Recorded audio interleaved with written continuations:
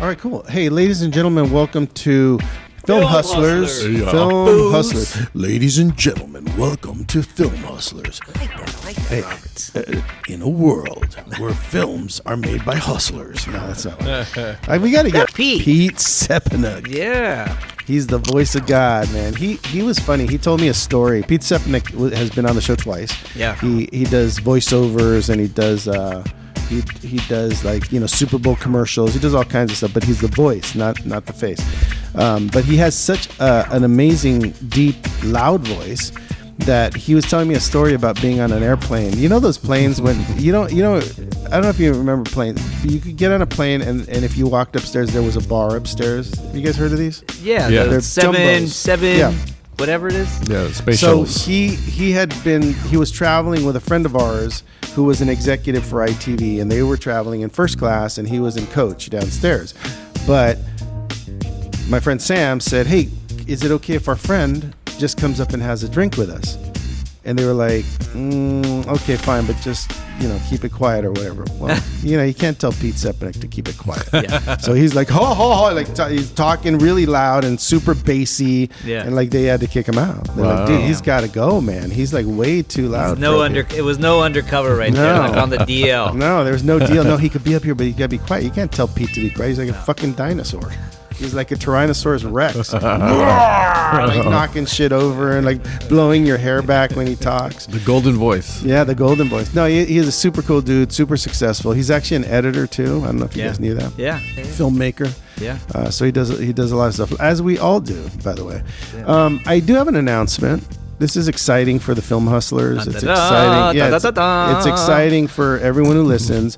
I'm officially announcing that I'm making a Netflix movie. Wow. Oh, right. There it is. There you go. So 2 years ago, or 2.5 years ago, you accomplished your goal. Well, Dave, do you remember the goal on the beginning of the podcast? Yes. Here we To go, work here for we a go. studio. Remember that? Yeah. I'm an independent filmmaker. I want to work at a studio. That's all I want to That's do not is be a true. studio. That's I not want to true. be in the system But so I'm- bad. But- You're at you're the biggest studio in the world right now. How does it feel? It feels exciting, and That's I it? just That's all we want got? I want to say, look, it all started sort of innocently, right? We got the first time I started doing some cool stuff was when we did Feliz Navidad, right? Right. We did Feliz Navidad together. We showed up in Nevada, and this was March 2020. Wow. Yeah. So I'm sitting there March 2020 on the set with you. No, it wasn't March. First it was day. June. It Oh, was you're June. right. It was June. Yeah, I'm yeah. sorry, because of COVID. Yeah. So they shut us down, and then we started up in June again. That's amazing, actually. March, April, May, June. So it took us 4 months. So you went out there though for the location scout in March, right? Because you No, went out there. I didn't. Oh, you No, didn't? No. I was working with Paula Hart as the Yeah. producer, and because COVID was so rampant and they had shut everything down, we couldn't even location scout. So they literally went out and found locations 3 days before we started. Wow. Yeah. That's indie. Super indie. But anyway, you and I were out there. We started production in June. On the very first day that we were sitting there in front of the house, Mario and Annalyn were doing their scene, and I'm sitting there on an Apple box, and I'm thinking, I want to do another Christmas movie, and I want to do it with Pentatonics, right? I want to use them as the basis for the story. And I remember I wrote a paragraph, and I showed it to you. Yeah. I was like, hey, I just came up with this idea for a Pentatonics movie, and I was going to send it to someone. I don't know what I was doing. But anyway, so I wrote it in 2020, and then I got back after shooting that movie, and I decided to get some writers and put together a pitch and see if I can get Pentatonics on board, and I did. And then I pitched it to Christina Rogers at Netflix, and she said, hey, kind of like this. Why don't you let's get a pitch together, set a pitch up. And next thing you know, Latanya Newt, who's the executive at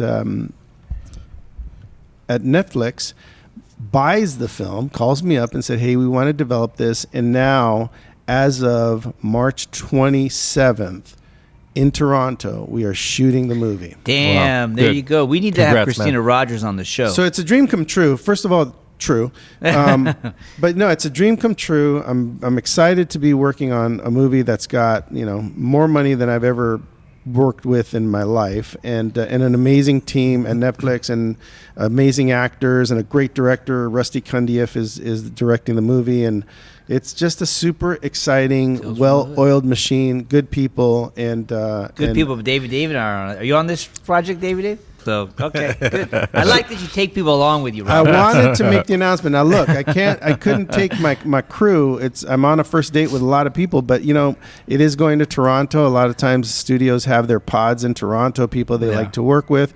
I will say that they didn't force me to go there, but they strongly encouraged me to meet with people and companies from Toronto, and I did. And my favorite was Wildlings Productions.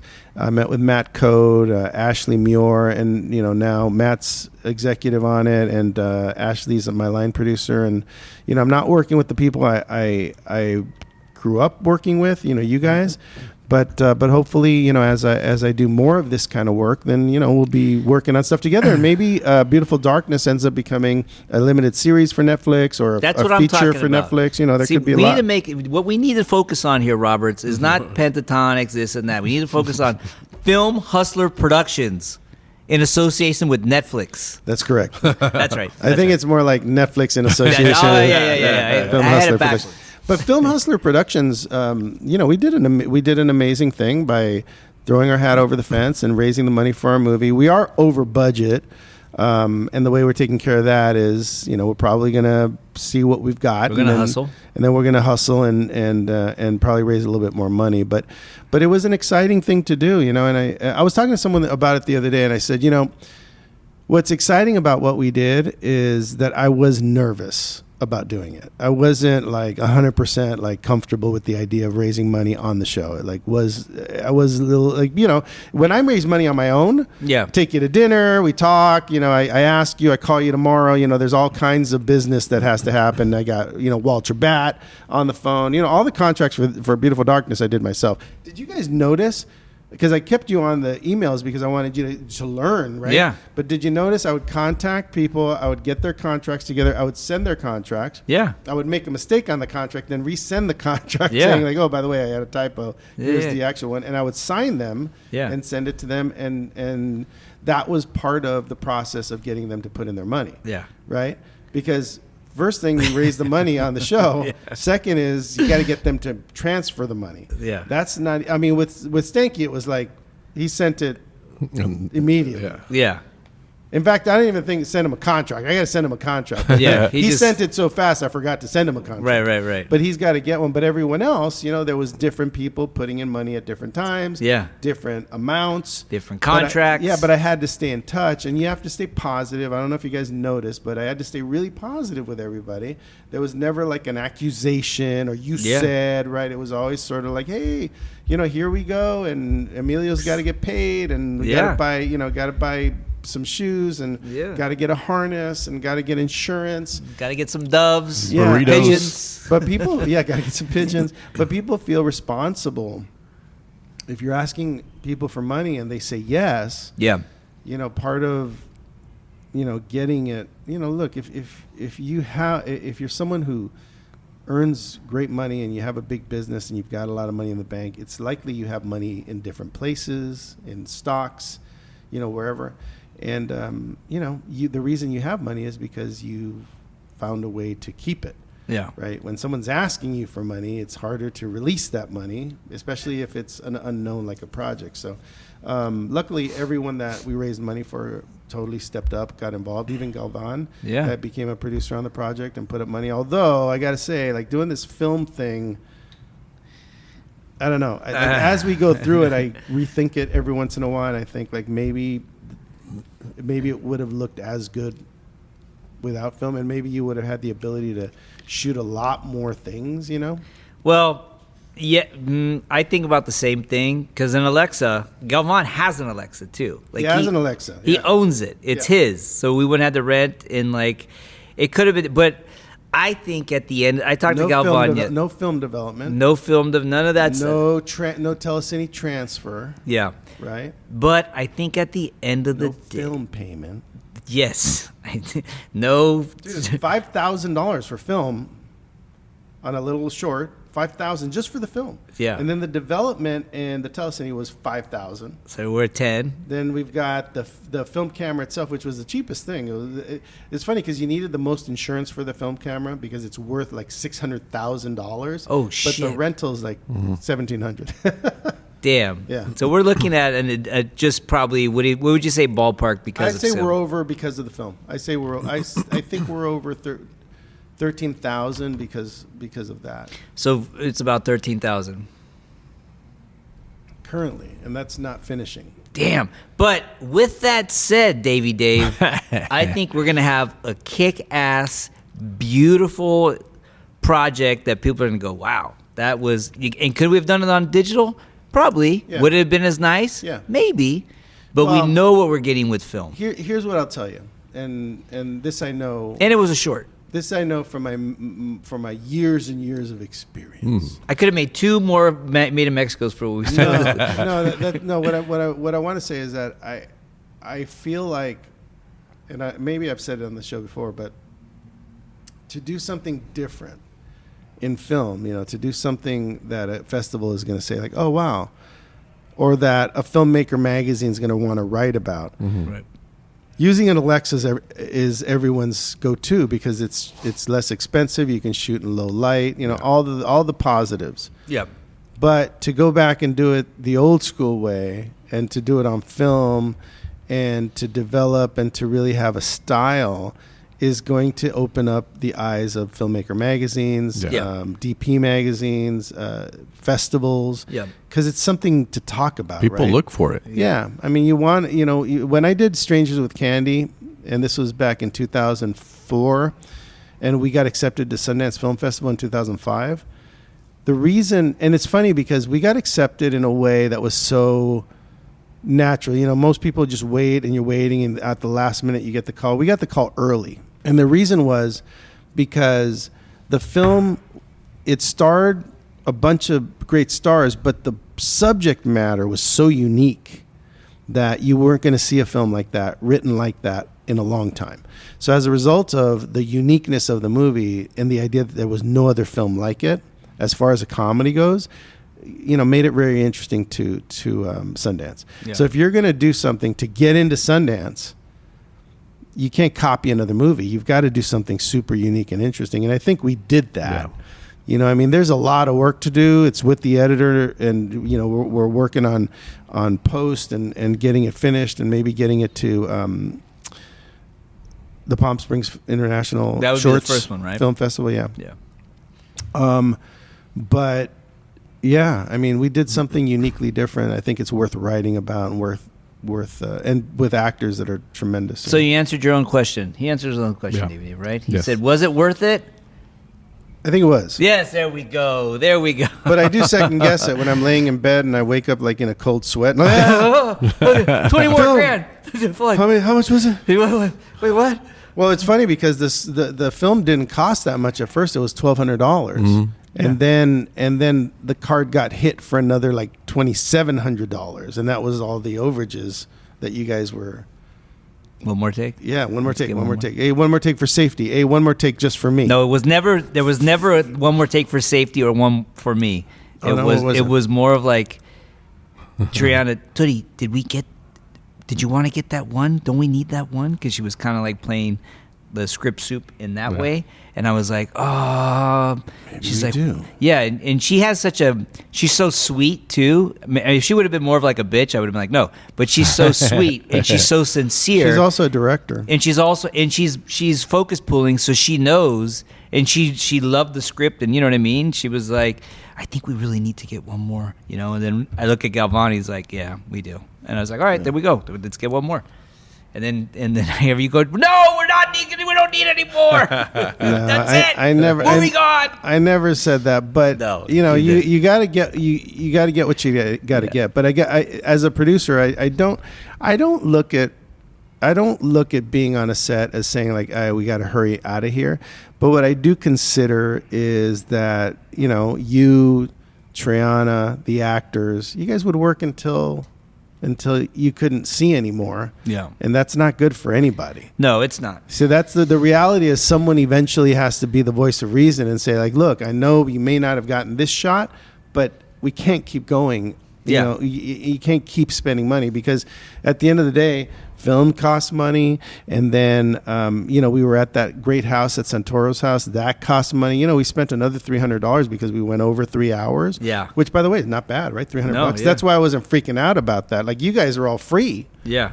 The actors are all doing their thing for what they made. And we don't have any issues there. Yeah. But yeah, I mean, each time you keep going over, it's not about anything that's happening on the set or forcing you to finish early. It's just the idea that people have to rest and then get up and do it again tomorrow. And, when we all finished on Sunday, we all had the energy to go get that extra shot at Mario's house. Yeah. To go get that extra shot of him. By the way, stop. Great shot at the bus stop. Oh, yeah, it's Yeah. awesome. Yeah. Yeah. Great. Turned out great. And you did too. Yeah. So he can cut into it. So that was great. But you can't do that stuff if you abuse a crew. Yeah. Because then no one wants to do that for you. Yeah. All of a sudden, people are lagging and moving slow, and they're doing it on purpose. Yeah. So I think it was really neat to work with such a tight crew. It was like less than 20 people. Yeah. We had Dave and I did craft service. We did food service, which you got as a producer, you got to do it. Yeah. On Somebody's your gotta shorts, do it, yeah. someone's got to do it. Our guy hooked us up. Tico. Oh Tico? man, Tico. I'm making him Latino. Turi. Tico, Turi.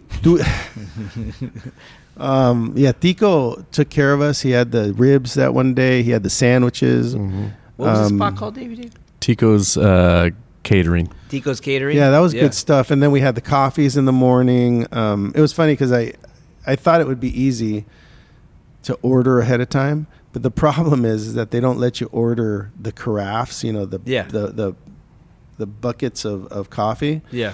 online.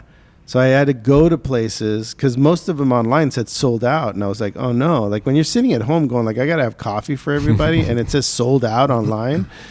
So every time I showed up, they had them. Yeah. But I had to go there, and that took 20 minutes. Yeah. And then I got donuts 2 days, not the first day. And then you had the burritos from Yeah, those burritos were Castaneda's huge. over there in Riverside. Castaneda's killed it. And we got 30 of them the first day, which was way too Yeah, too many. many. But dude, everyone ate those. Yeah, they went the next 2 days. Right? They were Yeah. great. They were delicious. They were terrific. So we got taken care of food-wise. I think all the actors were comfy. Yeah. And there was no major issues. But let me ask you this: so we've talked a lot about like what we did and how we did it and all that. Like, what does it make you feel about the future? Like when you come off of, because I feel like we all feel very confident about what we did, Yeah. right? Yeah. Does it change you? Do you feel different about filmmaking and what you know and your knowledge of working under a circumstance that was very, very organized? Because I think it was really tight. Yeah, Yeah. it was great. I mean, yeah, that definitely builds the confidence. You know what I mean? So when you're talking to Yeah. people and they're talking to you and they're seeing the stuff online and they're seeing what you did, I mean, I've seen all the comments. Everyone's like going like, it's amazing. Oh, congratulations. It looked like you guys having a good time. Does it change the conversation for you guys in any way with people that work with you or that you want to work with? Yeah, they always want to know what's happening with that project, and then they always ask, of course, what's next. What's next? Yeah. Well, that's what But I yeah, like. yeah, it has definitely left a deep vibration since we That's finished. awesome. Yeah. But that's what I mean is like, and I think someone talked to you about doing a full feature with the Film Hustlers. Is that true? Two people. Two people? Two people. Well, I've only heard Yeah. of one. Wow. So Yeah. tell. The first one, well, the short that I made a while back called The Kiss. I made it a long time ago. I got a guy, Jeff Eady, great guy, who wants to, he has guys that are financing. He's got money right now. I'm just waiting on a contract. You fools signed on. Well, you guys haven't signed on, but you guys saw the short, rom-com. So you got a feature potentially coming from that. Yep. And then what's Talked the to second one? Galvan. Galvan read the script. He's in. Shoot in Vegas, his hometown. We could get the crew together who's in Vegas that we work with. Sam and Gemma and everybody. The whole team. That'd The be whole great. team. They're all there. That'd be a lot of fun. That would be a lot Yeah. of fun. Small little indie, 2 million, 2.5, somewhere right around there. 3. Maybe 3. Let's go 3. Yeah, let's go 3. That's what I'm shooting for. And then my boy George, who financed put up money for this, Jorge, he read a script that I wrote called Making Money, which is a crime drama about counterfeiters. And he loved it. And he was asking me when we were shooting, what do I think I can make that for? He's like, what budget do you see there at? Now that you did something for $53,000, Yeah. how do you see your next budgets coming realistically? Like, what's the lowest you can make a movie for? The lowest, say, I mean, dude, I don't want to go backwards. I don't want to start doing shit for super cheap. Exactly. dude. You know, like I would say 1.5 would be 1.5 million? Yeah. Okay. Yeah. Now, what's crazy about this conversation right here is that when we started the podcast, you were making a movie. for And how much? $25,000. Well, yeah, but what did you have? We went to $15,000 when we started. Yeah, when I started, it was 15, and I had to get 10 more. How in the world? Yeah, how like they now do that it. we spent 53 Yeah. on 7 minutes, you made an entire feature for 15 and then had to raise another 10 to finish it. What I'm asking you is, how in the world did you do that? Well, Now that you know Yeah. the difference, how did you do that? dude, I had 3 guys. I had a camera op, an audio guy, and And That you were was doing it. everything else. yeah, Yeah. that was it. And Ron Lee, Yeah. who co-directed it with me because I was in it. It was like, you know, the lighting guy or the camera op was doing lighting. You know what I mean? So Who was your camera up on that? this guy Kamani, great guy, Did a good job. He did a really good job. Yeah, busted his ass. We all did. But you know, we were just running and gunning. But like you said in the beginning, like our first argument about how this whole podcast got created about making movies for not a lot of money, you sacrifice a lot of the project when you're running and gunning and turning and shooting, because the lighting, you know, because we're going so fast and we're burning through 15 pages a day. I shot the whole thing in 6 days, you know. So when it was all said and done and I watched the final product, yes, there were some beautiful scenes and you're like, oh shit. And then there's scenes where you go, you know, the lighting's whack. It's like, you know, you know that there's not a lot of money put in this project. And I think that's what hindered me. I know that's what hindered me getting a better distribution deal, because of those scenes that were, you know, super, super low budge, because we didn't have time. We didn't have money. Money buys you time. Right. Money buys you crew. Money buys you more people. Money buys you longer at locations. You know what I mean? And so, Well, and what did?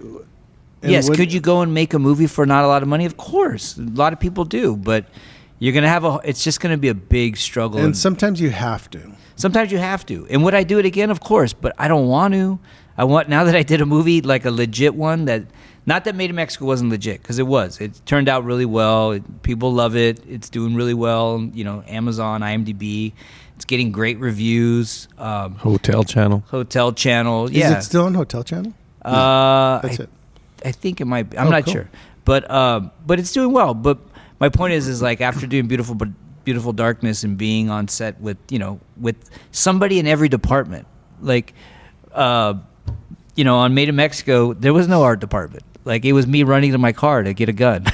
Like, oh shit, where are the guns? I got a gun. You know, Davey Dave helped me out a lot on that too. Michael Pauly helped me out. But here we had the art department flying in. They'd come in. Where's the cross? Coming in. The lighting's off? You know, like Galvan was working with the lighting guys, and the sound guy was great. You know what I mean? Like, everything was just put together and ready to go. And it's a testament to our new producer, Davey Dave. Davey Dave killed it, Oh. man. Fucking set it all up. Not you, Robert, you rat bastard. Dude, we had sodas. We had, you know, we never ran out of Diet Cokes and Cokes. It was amazing. Well, more than that, because you guys set everything up. The crew, you set up the locations, you made sure everything was, Yeah, well, I was ready to mean, go. that stuff. That's David, important. Dave and I were working on that like for a month or Yeah. two before we even got there. You know, so it was lots of things. I mean, the one thing that Davey Save had Davey to do Save. is get the park. And you know, look, if I'm being completely honest, I don't do locations. I've never done location. Me either. Right. Either because if you're doing an indie thing, you just show up and shoot, right? Right. But it was so dangerous to do that at Griffith Yeah, Park. yeah. Because you show up and then that dude shows up and he shuts you It's down. just a little more high profile yeah, there. and then you got actors that are getting paid decent amounts of money. Like if they shut us down, if you spread $53,000 over 3 days, Yeah. it's a big chunk of a day, and that last day was probably more expensive than the other two. Yes. So as a result, that might have been like a $15,000 day or more. Yeah. So if they shut you down because you didn't get the permit and you don't have the right insurance and you didn't pay for the birds and you don't have the bird license, then you just lost almost $20,000 like that, you know. And you got to pay everybody. You can't just go, oh, sorry, they shut us down. We messed up. Yeah, They shut us down. we'll come back tomorrow. No, it doesn't happen. So Davey Dave had to do a lot of business to make sure that we were ready to shoot that. And I know it went down to the wire, and sometimes it does. You know, you've seen me on my hands and knees praying to God that we get, you know, the SAG clearance. Yeah. And, you know, and eventually you get everything you need. But it takes energy and mental energy to remember to think about all the departments that you actually need to make sure that your director has the ability to be creative, you know? Yeah. I mean, if you can't be creative and you know, you have to worry about waiting for something and something didn't happen or didn't work out, then you've got problems, you know? Because I'm sure when you did Made in Mexico, there was probably some things didn't go right. A lot of things didn't go right. You know what I mean? You just have to adapt. But it also, I think, it has to do with the type of film you're making. Like, you you told me a long time ago, like the amount of pages being shot in a day. Like, I remember I did The Good Life, which was a web series. I shot 25 pages in one day. That's in unbelievable. Like 5 locations. I think that may be a world record, by the way, because 25 pages is an unbelievable amount. In 5 locations in one day. That's crazy. Yeah, it was, but we did it. You know what I mean? And we did it for not a lot of money. But I remember you telling me, like, yeah, but you need time. You need time to set up. You need time for rehearsal. Yeah. You need time for actors to really get To there. converse. Yeah, you know what I mean? And not just like, okay, we're going to fucking throw up the lights. Okay, we'll shoot here in this corner. Okay, you got 5 minutes to go over the script. Let's go. You know, that's not, yes, you can do it, but it's not the right way to do it. And it's hard to do it that way. You know what I mean? And I don't want to go back there. I mean, I would if I had to. But you don't want to. No, but to do like, 3-4 pages a day, that's a lot depending on the type of film. Like, okay, so we go do Lucky Paul Smith in Vegas, which is more like a rom-com story. We could probably, it's not going to be super, we're not going to do 2 pages a day. We're going to do more than that because that type of story lends itself to like more comedy. I'll tell you right faster. now. I'll tell you right now how many pages a day you're going to do. Your script is going to be 90 pages long. You're going to shoot over 16 days. Divided by 16 equals 5 pages a day. 5 pages a day? Yeah. That's what you have to set up your script. And that's not easy, but that's what we do on our Christmas movies. Yeah. 5, 6, 7 pages a day sometimes. On Feliz Navidad, we had that one scene where Mario has 3 dates in one day, but all in the same place. Yeah. That was 10 pages in one day. Yeah. And it was the only day we ran over, and it was all in one location. Yeah. Which was a great scene, by the way. Yeah, all those scenes are great. Yeah. And he did a great job of remembering every line, but that was 10 pages, and that's an enormous amount. If you did 25 in one day with company moves, that's... Yeah. Well, I mean, company move, grab the camera, move over here, but No, still. it was in actually where we're doing our podcast. You We had to shot know in your here. lines. You had to know your lines. Yeah, we shot up in the radio. We shot in the makeup room. We shot in this office. We shot at Buca de Beppo. We shot In your cubby right here? We shot. No, that was for Made in Mexico. Okay. Oh, God. Yeah, That's right.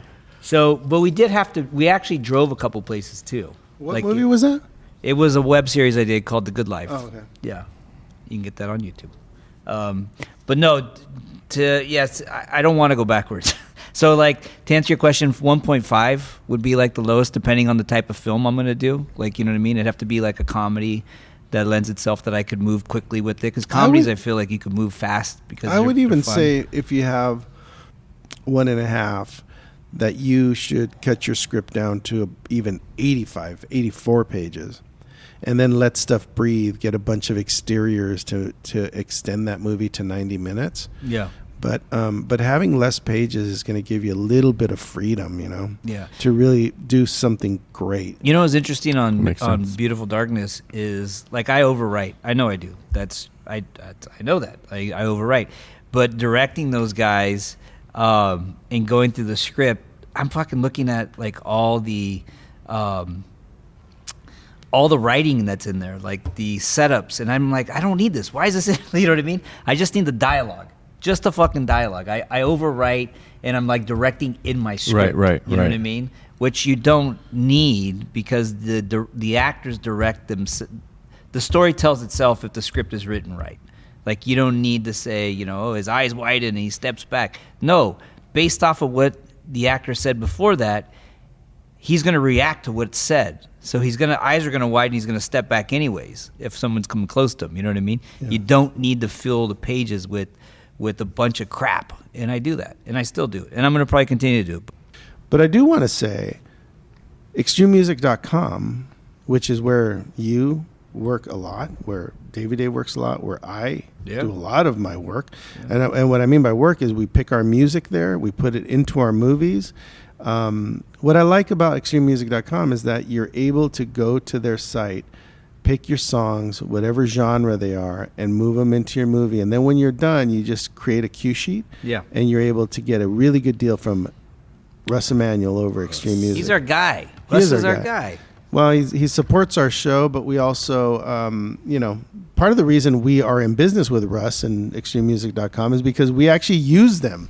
The reason this whole thing started is because we were doing a show, and the whole show I talked about extreme music. Yeah. And then we said, why don't we have him on? And then he came on, and then he said, you know what, I want to sponsor this show. Yeah. Well, which was with Trip, is I thought you knew him. You guys had such a good rapport. I was like, how do you know him? You're like, I just met him. He's a great guy. He's a great guy, cool. And he created like this amazing library. I was talking to him when we went to his house, Davey Dave, and I was like, when I was a young filmmaker, I would go to post houses and they would have walls of CDs, and those CDs were like, hey, effects, comedy music or whatever, and you'd pull each CD and there'd be like 10 tracks on them.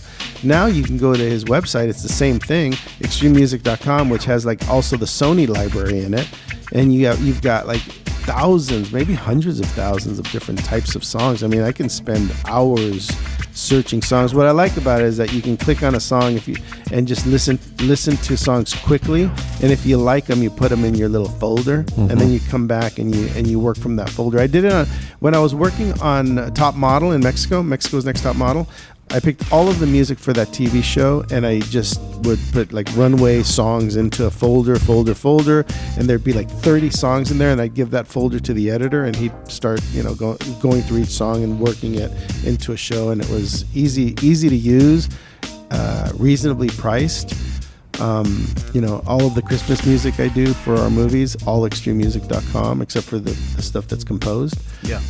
Because they have a deal with A&E. So, they're a powerful company that will make a special deal for you on your film or whatever you're working on. So check them out, extrememusic.com. That was a great show. I like doing the recap. I'm excited about the movie I'm making with Netflix. Meet Me Next Christmas. Yeah. So keep an eye out. We're going to be shooting in Toronto. You want me to go to Toronto to meet you for next Christmas? Yeah, meet me next Christmas in Toronto. Don't be a dick. And then you've got don't pretend you don't know me. You've got your movie that came out of you doing your short. What's it called? Lucky Paul Smith. That's going to be a Film Hustler production. Film Hustlers are going to be producing it. We're excited about that. That's right. Yeah. Yes. And we're over. So thank you guys very much for listening to Film Hustlers, and we'll see you next time. Coming to you live from my car. Coming to you live from the 101 freeway. All right, so we got 2 in the can.